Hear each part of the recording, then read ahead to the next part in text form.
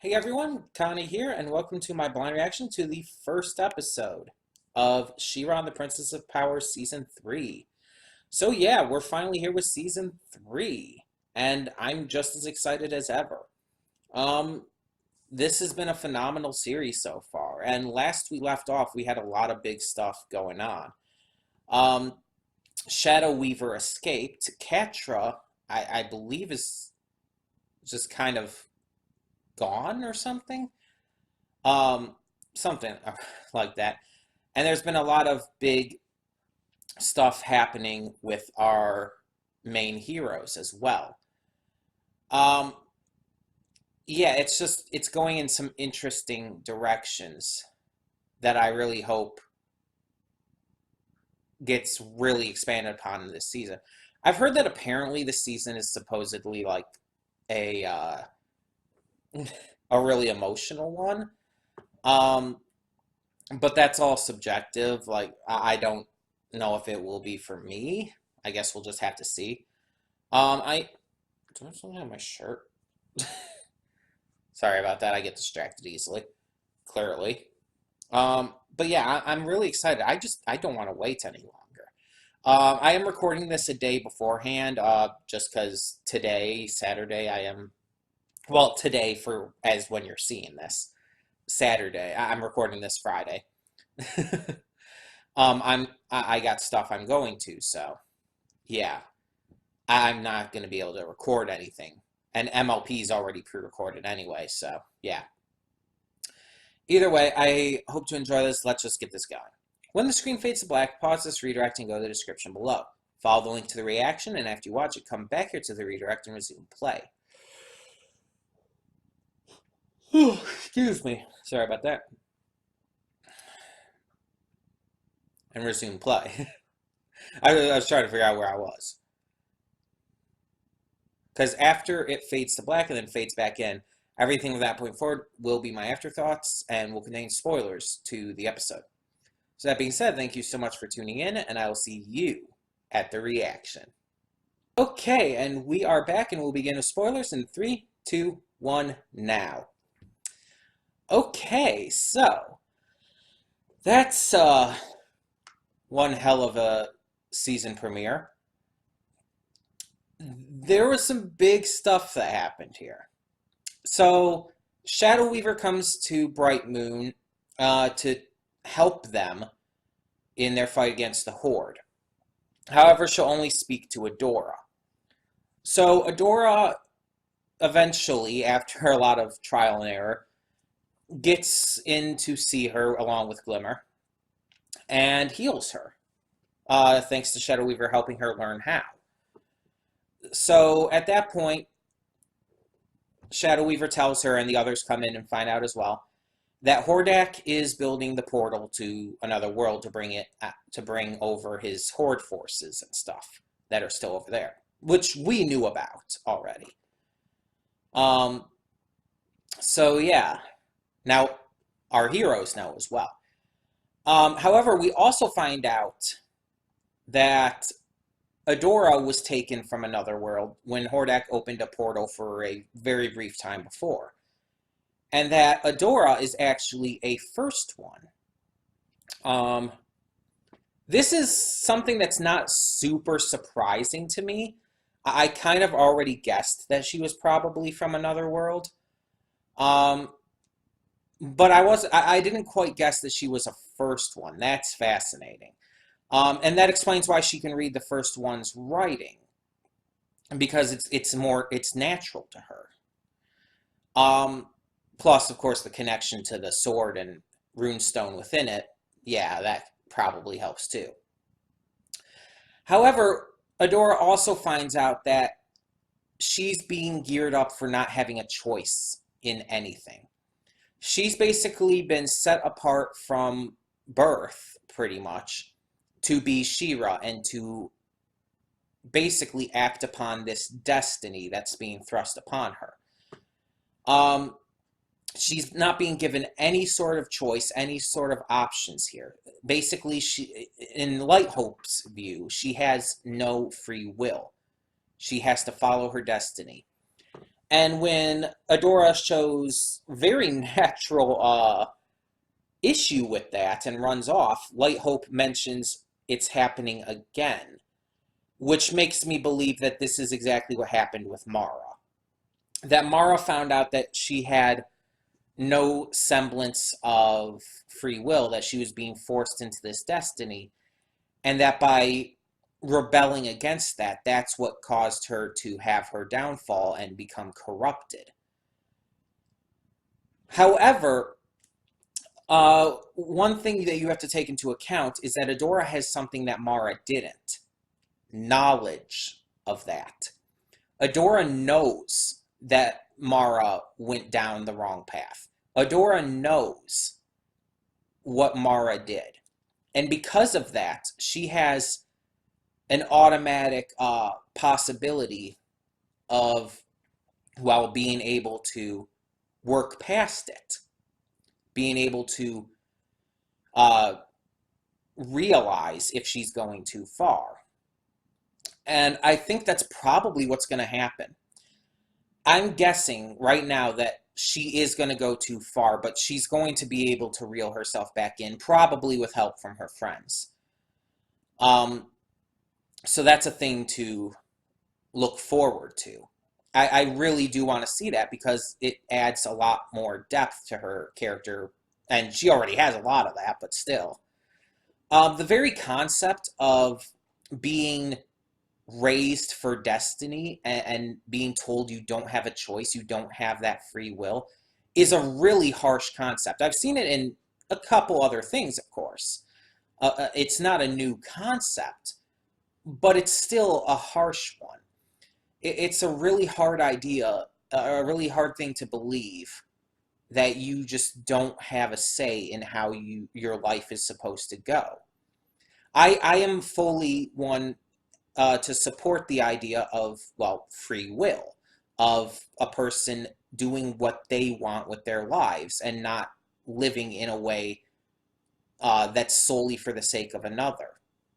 I do not believe that anyone should live their lives for the sake of others, that they should do things that works best for them. And because of it, yeah, this kind of thing does bother me. The idea of having to live for a predetermined destiny bothers me because Adora should be able to live in the way that she desires to. And here's the thing. When she runs away and when she comes back to her friends, she basically shows uncertainty. She doesn't have this instant rebellious attitude. She's like, I don't know what I'm going to do. I don't know how to handle this. And her first response, rather than, like, get too moody and everything, is to follow the lead they've already got, to act on something that they already were going to act on, to basically take her mind off of things. And I think that's a good idea. I think that's smart. So they're going to go to the Crimson Wastes to try and track down this lead that Mara set them on a path towards. However, then we have Catra, who is also headed to the Crimson Wastes as punishment. As punishment for her actions in the last season, Hordak was initially going to either send her to Beast Island or maybe even something more horrible. But instead, Entrapta manages to convince him to take it easy on her.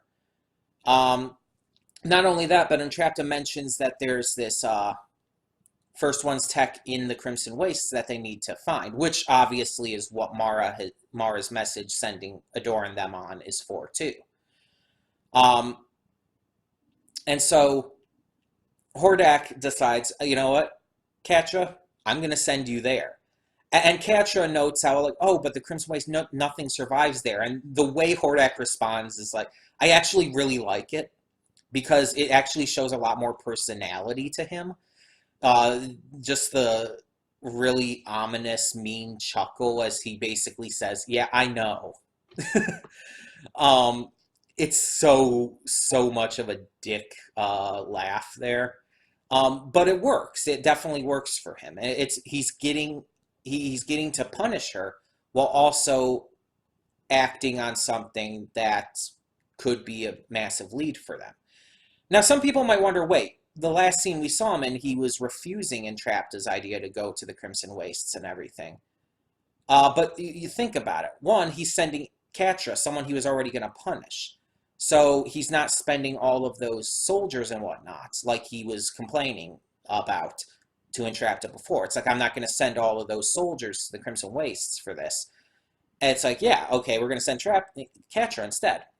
And that's the other thing.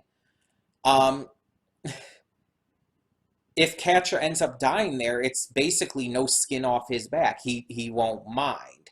It's not a big deal to him. That's basically what he's implying here, what he's saying, when he acknowledges that no one gets out of there alive, basically.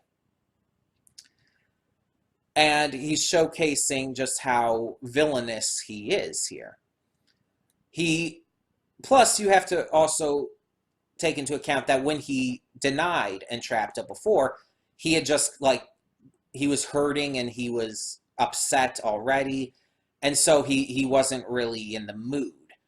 When it probably took him some time to think about it, probably took him some time to consider the options and both things that Entrapta had come to him about. And so, yeah, it's just, he probably put two and two together between that time. We don't have to see every little thing. A lot of people, like, go by the idea of show, don't tell, and this is a great example of that. It didn't have to tell us every little detail. It's easy to piece together. But then there's Catra herself. So while Catra's in the prison cell that Shadow Weaver used to be in, she's visited by Scorpia, and Scorpia's willing to break her out, completely turn against the Horde to do so, just because they're friends. And I mean, even just completely going past the idea that I ship these two heavily. Like, I know a lot of people ship Catra with Adora, but no, I ship Catra and Scorpia big time. There is just so much there to work with shipping fuel-wise. But either way, even getting past that, just ignoring that idea, they are friends. They are close. And Scorpia, being the innocent and adorable cinnamon bun that she is, values that more so than she values the loyalty to the Horde. Because let's be honest, she mentioned in Season 1, when we first found out she was a princess in the Princess Prom episode, Scorpia basically said that, oh, my family just submitted to the Horde and that's why I'm here.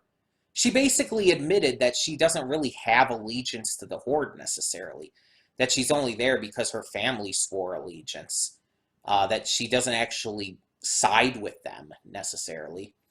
And through her growing relationship with Catra, we saw that her loyalty shifted from specifically the Horde to Catra.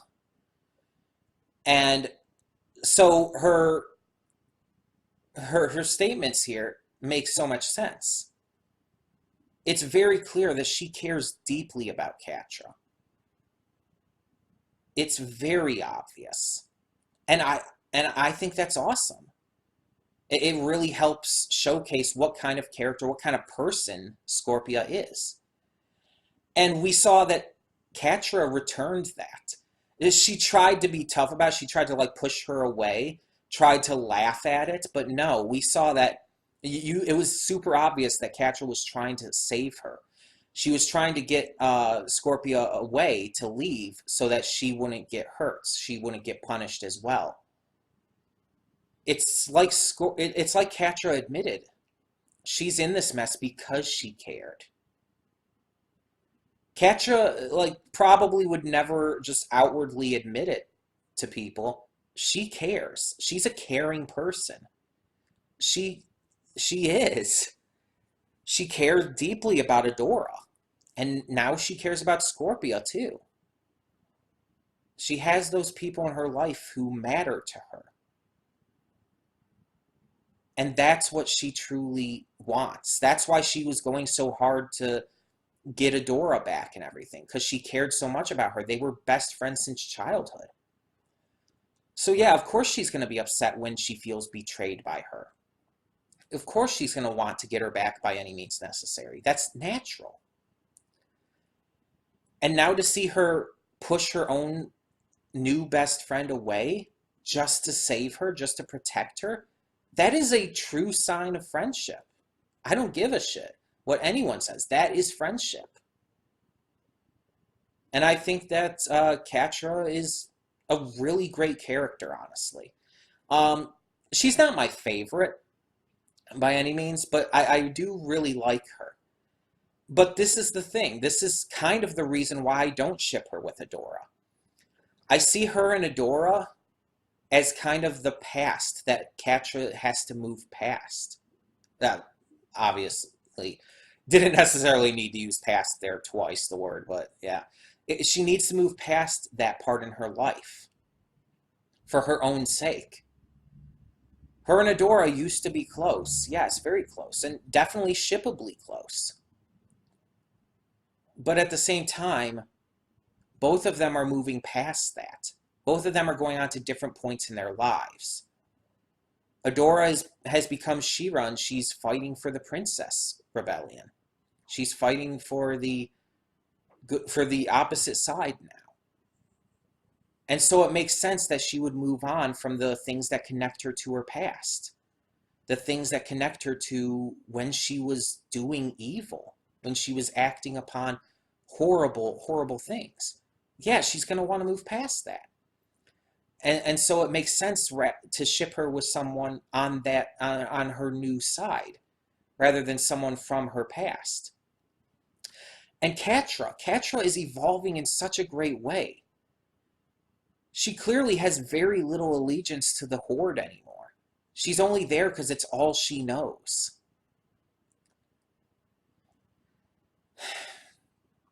And she's moving on too. She basically admitted in this episode that she does not care to serve Hordak any longer. And we saw how she clearly cared for Scorpia. She's becoming a better person herself. She's understanding what it means to care for someone and what it means to truly love. And I think that Scorpia is one of the big reasons for that. As such, it makes sense for those two to be together. For Scorpia to have been the catalyst to Catra becoming something more, to Catra's development as a whole. Like, let's be honest, it wasn't Adora. Adora had nothing to do with Catra's development. Her development came from Scorpia, from forming a bond with her. The only thing Adora contributed is her leaving, which admittedly kind of forced Catra to need to change, but still, it was Scorpia's friendship with her that made Catra become someone new, that gave her this development. And that is what makes them work so much. Catra and Scorpia have amazing, amazing chemistry. Just like Adora and Glimmer do. Just like Mermista and Seahawk do. These couples have amazing chemistry. And while I can be fine with shipping them with others, like I can be fine with shipping Seahawk with Bo. Or Mermista and Perfuma, even. Or even Glimmer with Bo. I can be fine with some of those ships, but at the same time, I still acknowledge that the best ships are built on the best chemistry that two people, or in polyamory's case, more, have with each other. You have to take that into account. Like Catra and Adora, honestly, I think are only popular because of the entire, as a YouTuber I recently discovered would put it, inherent eroticism of rivals. Basically, there's this YouTuber who has a few videos up. He's newer to YouTube, at least on that channel. And he has a few videos up of what your favorite ship from certain shows tells about you, and one of them is She-Ra. And I think that's what he says about it. But he makes a lot of the same jokes in each of the videos. He has one for My Hero Academia as well. But it's like, like, what does your favorite ship say about you? And one of them is obviously Adora. And it's like, you believe in the inherent eroticism of rivalries. And it's like, that is kind of true when you think about it. That is, like, that's the only thing that really connects them at this point. They're former friends and now they're rivals. There's there was chemistry to support them being a couple at the very beginning of the series. But once Adora defected to the side of the princesses, that chemistry basically went up in flames. And then since then, there's been insane amounts of chemistry for her and Glimmer. I mean, hell, one of the episodes showed them sitting in a hot tub together with Glimmer leaning back on Adora and them just smiling and enjoying it. And it's like, that was such a honestly, a heavy-handed scene. It was so heavy-handed with the shipping fuel. Um, and I know that this series in general has a lot of very heavy-handed moments for shipping fuel, and even does have some of those with Catradora. But mainly, there's only 2 points in the series so far where Catradora has notable chemistry shown. The very first episode prior to Adora's defection, and the Princess Prom, where they dance and everything, and kind of Adora kind of follows her around and everything. Those are the only real 2 parts of this series so far where there's actual chemistry to them, and there's actually something to kind of hint at a relationship and build that kind of fuel for that. Otherwise, there's really not much, and honestly, even if there was something, even if there was possible connection, it'd be the kind of relationship that I feel would be a little bit abusive. Like, at this point in time. Now, I fully still believe that Catra is going to be reformed. And I honestly am starting to think Scorpio will be too. And Entrapped, likely. Though Entrapped is honestly neutral. Entrapped is only working with the Horde at this point because it works for her. Like, there was kind of an implication in season 1 that she might end up regret, or she might be actually really sad that her friends abandoned her. But nothing ever came of that. She just kind of admitted later on that it's like, nah, I'm just with them because it helps with my experiments and stuff. And it's like, okay. So Entrapped is already kind of neutral. So her going back into the Princess Alliance wouldn't necessarily be a defection, as it would be with Catra and Scorpio. Now, one thing I do know about the season is there is a new character being introduced. I believe she's voiced by Gina Davis. I might be getting the actress wrong, though. All I know about this new character is I have seen her design. She's purple, she has white hair, and honestly, she reminds me of Zarkon's race from Voltron. I cannot remember what they're called. The Galra, that's it, the Galra. She reminds me of a Galra. And it's like, I know these are both put out by DreamWorks and Netflix, but it's like, really? Now, she's probably a character from the original series, too. As I've said in the past, I never really watched the original She-Ra. I had seen maybe a couple episodes here and there. I saw more of He-Man, and I didn't even actively watch that. But yeah, I don't remember her name. I know her name. I know I saw her name. I just don't remember it. And I don't know anything about her character. I don't know if she's a good guy, if she's a bad guy, what her connection to anyone is. I have no clue. All I know is she is a character that is going to appear. So please, if you know whether you've seen the future episodes or not, no spoilers. No spoilers, please. As I've said in the past, She-Ra is definitely one of those shows I want to remain as spoiler-free as possible on. But yeah, I'm definitely excited to see more. This was a fantastic season opener.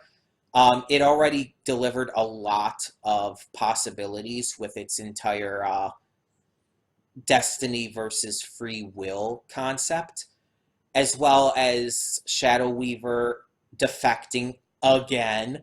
Because let's be honest, Shadow Weaver defected from the good guys to the Horde, and then now she's defecting back. It's like, you just have no sense of loyalty, do you? Uh, that's kind of silly. um, but I'm not necessarily against it. Um, I am really, really interested to see where this goes. I really have a lot of hope for the future of this series. I think it's a fantastic show. Both of the first two seasons were great. And hopefully season 3 ends up being just as much so. For now, though, I'd like you to tell me in the comments below what you thought of this first episode of season 3. And I can't wait to see more. This will probably be a series that I end up watching like 2 or 3 episodes at one time at some point. I'm not going to say it's going to be next week, but at some point I'll probably end up watching 2 or 3 episodes instead of 1 during a week. Because it's the kind of series it's one of those few series I would not mind binging. You guys know I don't like binging, but this is one of those few shows that I would be okay with doing so on. Because it's become one of my favorites. And I just really, really, really want to see more. So, yeah. Tell me your thoughts down below, and thank you so much for tuning in. Hey everyone, Connie here, and thank you so much for tuning in to today's video. If you want to check out any of my social media links and more, please check them out over to the side. And if you have any comments, questions, concerns, please leave those down below. In the meantime, though, thank you so much once again for tuning in. For now, I'm Connie, and I'm signing off. See y'all next time.